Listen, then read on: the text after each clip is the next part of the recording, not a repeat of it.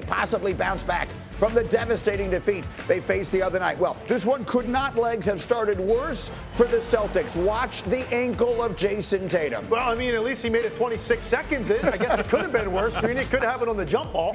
But the first possession, and that's legit. Obviously, he comes down, rolls that thing. It's going to dramatically affect his night. It most certainly did all night long. So you figure Jaylen Brown has got to step up in his absence, and instead he would do the opposite. A disaster for Brown all night long. Yeah, struggled to make shots. They were sloppy with the basketball, and just give the Heat credit. They were absolutely ready, up on their toes, and not running away from this moment. Caleb Martin was easily the second best player on the floor on this night, maybe in this series. Now, give credit to Tatum. He would hang in there as best he could, still turn in a double-double, though you can see the obvious pain in his face. We're late in the second quarter here. It's Jimmy Butler. Yeah, this is great. Dribble handoff action, gets to the corner. And Jimmy, I just thought he was so calculated in the way that he played offensively, picking his spots and making sure that he was the guy that was a stabilizing force for the Heat. The Heat 8 of 16 from 3 in the first half. The Celtics 4 of 21. Meanwhile, Boston trying to hang around in the third. That's Tatum knocking down the 3. But every time there was a question, Butler had the answer. Or somebody else. It was amazing the way that they answered all of these mini runs by this Celtics.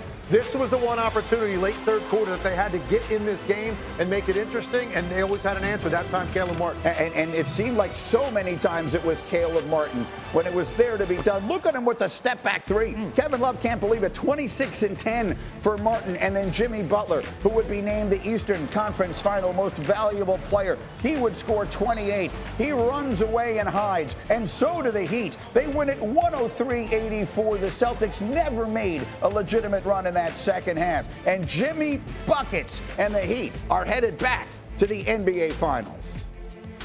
I just know why Coach Pat and Coach Spo wanted me to be here, and that's to compete at a high level and to win championships. I know that the group that they put around me at all times is going to give me an opportunity to do so.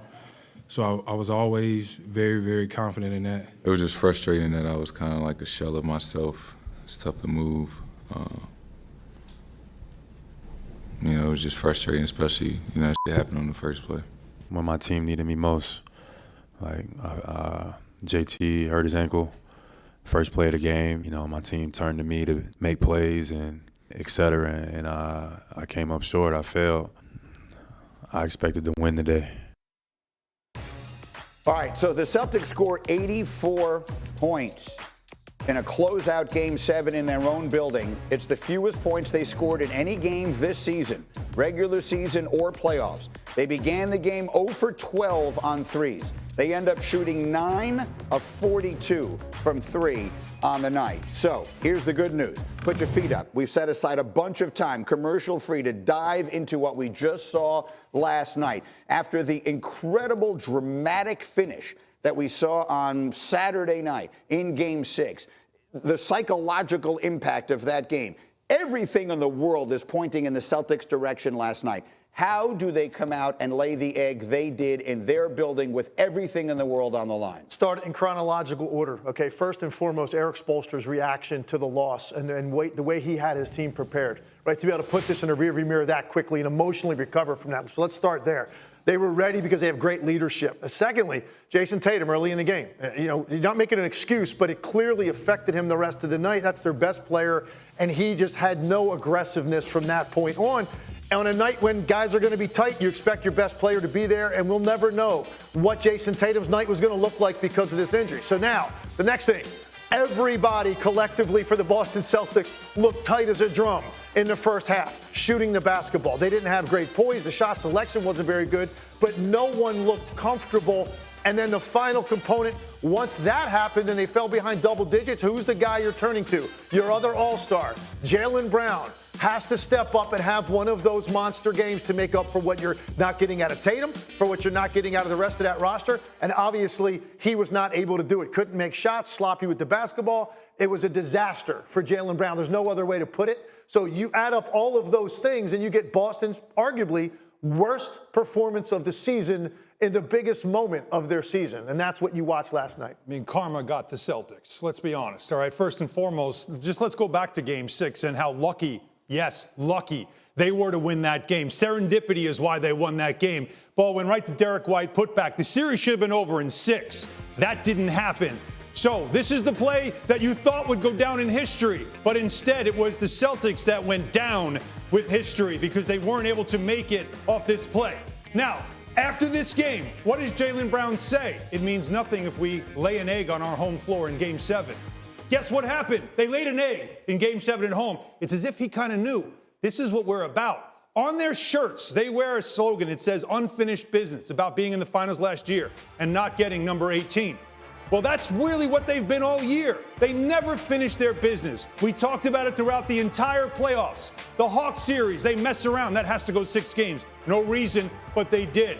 Then in the Sixers series, you know why they won that game? Because the Sixers never get out of the second round. That's why they won that series. And then in this one, Game 1 you lose on your home floor. Game 2 now becomes must win. You blow a double-digit lead in the fourth quarter, and now you're down 0-2. Okay, now you really got to win Game 3. No show. That's where the series was lost. It lasted too long. And in Game 7, karma gets you. The injury bug can always happen at any moment, which is why you don't mess around in a playoff series. The Celtics did it all playoffs, and it bit them at the worst time. Again, say the team with the best players wins in basketball. That's always been my belief. As of right this minute, is no longer true because no one will ever be able to say the Celtics didn't have the best players. Let me get Zach into the low post here. Zach, we will have all morning long to compliment the Heat, and they deserve all the credit in the world. Look, we're going to have the next 2 weeks, hopefully 2.5 weeks to talk about them as they go on to the finals. The mental toughness that they showed you last night, I think, was extraordinary. But today feels like it is very much a morning about the Celtics and how this fell apart on them. What's the number one take in your mind this morning, Zach? Well, first of all, we don't know how the game unfolds if Jason Tatum doesn't get hurt on the first play of the game. I mean, you have to say that changes everything. But a team with championship aspirations should not react to that as if they have no backup plan on offense, as if there's no system to lean on, no collective creativity to lean on. And I think you guys nailed it before. This series was about games 1 through 3. You cannot fall behind 3-0 for exactly this region. Your margin for anything unexpected that goes against you is gone. One Max Strus crazy game from 3 and you're gone. One Jason Tatum bad shooting game and you're gone. And unfortunately, it ended up being one injury and you're gone. And every team's dealing with injury. That's why you can't fritter-relay leads at home in games 1 and 2, especially game 2. That's why you can't no-show game 3, because you cannot take the impact of anything negative happening to you.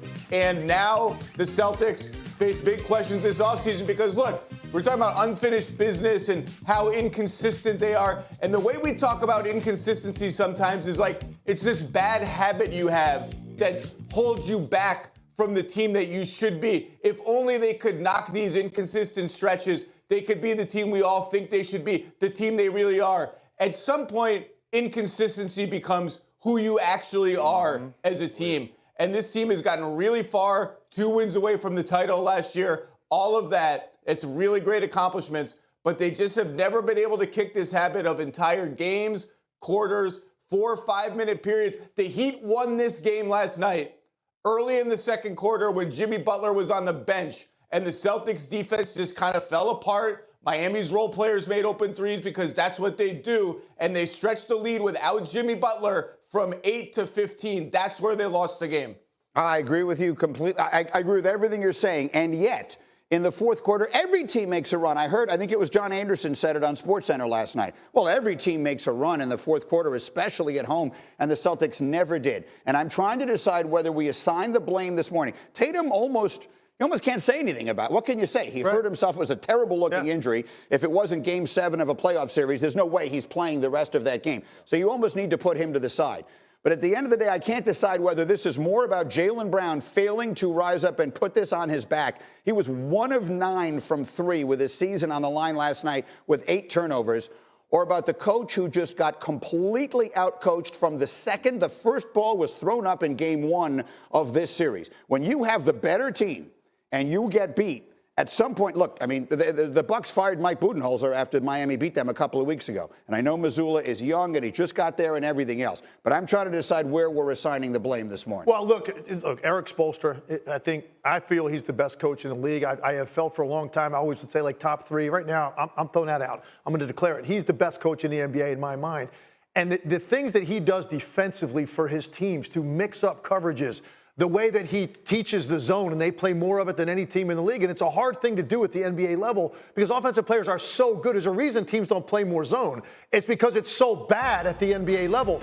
They mix it up. They mix up matchups. He pushes the right button on who he's going to play. And as a result, Boston never really made a run because they just never looked comfortable. Now, look, some of that is internal. What are you feeling in your elbow? Is that elbow loose and oiled up, or is it feeling a little bit like there's some cement in there? You could see some of that early in the game, and we were just talking about this before we went on. The air in certain buildings gets very thick and very heavy in these kind of moments if you fall behind early. Yep. It was their worst nightmare start. To fall behind double digits early in that game because you feel the collective groan on every missed shot, on every turnover, every time the Heat hit a shot, you feel it, right? And you saw the crowd a couple times like trying to rally as Boston's coming up the floor to try to get them going, and then they'd shoot a quick 3 and miss it. Miami go down to score, everybody would sit back down. Yep. So they just never had any sustained momentum whatsoever because they were just so inconsistent offensively in this game, and nobody took the reins. And Jaylen Brown's the guy you have to look at. He just never really got to any of his spots.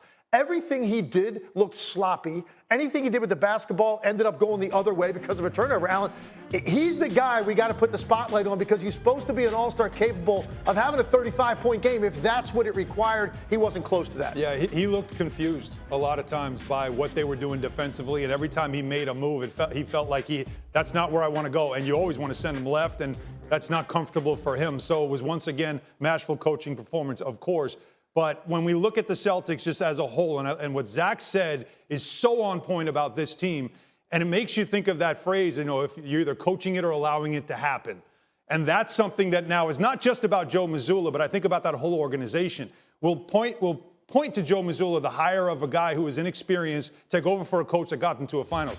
I said this early in the playoffs, and now it holds true. Ime Udoka is the reason why they got to an NBA Finals last year. He's also the reason why they didn't get back to the NBA Finals this year. They did miss him to tighten the screws during games when they had those lapses that Zach was talking about. But now this also goes above Joe Mazzulla to Brad Stevens and everybody else now in that organization. What kind of franchise do you have? What is your culture?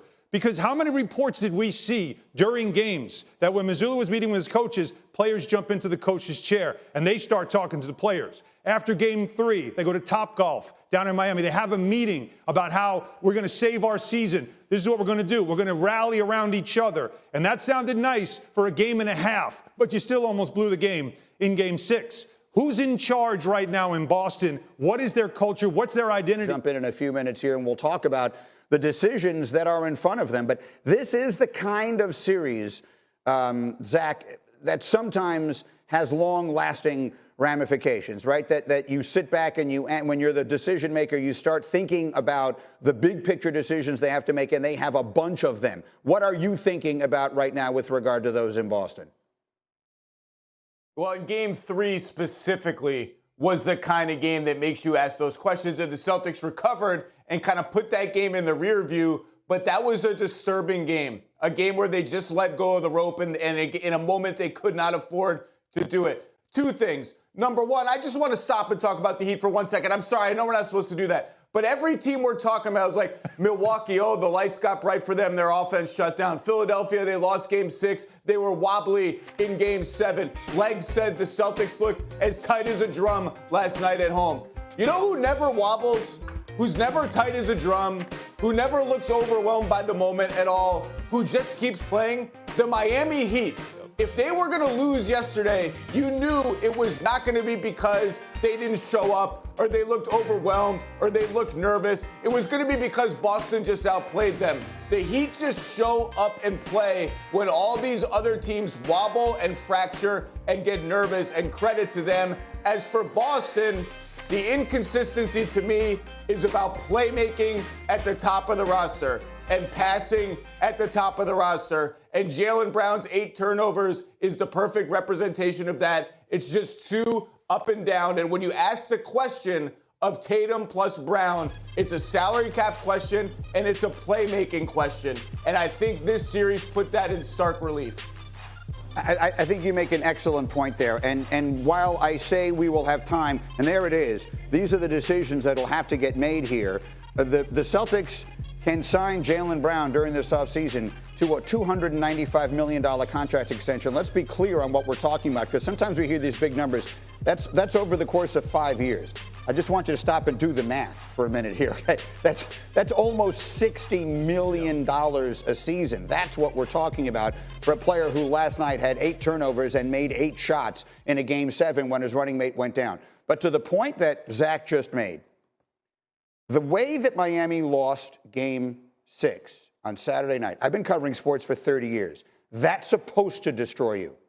That when you're 0.2 of a second away from getting to the finals, and they do that, and now you got to get on a plane the next day and fly to Boston, you're not supposed to win that game. That's supposed to be the game you then get blown out. And to his point, the Heat are exactly what the Celtics aren't. The Heat are incredibly tough, they're incredibly mentally strong, they're incredibly resilient, and they're incredibly consistent. And sometimes, and this series was that time, that's more important than being talented. It isn't usually in the NBA, but in this case it was. What happened in Game 6, obviously you go home that night, you don't sleep at all. You wake up the next day, you feel even worse. You go watch the film, you feel even worse. By the time you get to the end of the day after, you're starting to feel a little bit better. By the time you wake up of game day for Game 7, you feel different. And the word is belief.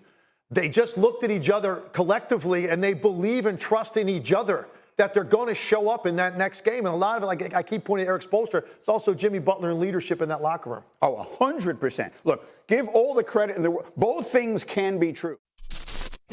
Thank you for watching ESPN on YouTube. For live streaming sports and premium content, subscribe to ESPN+.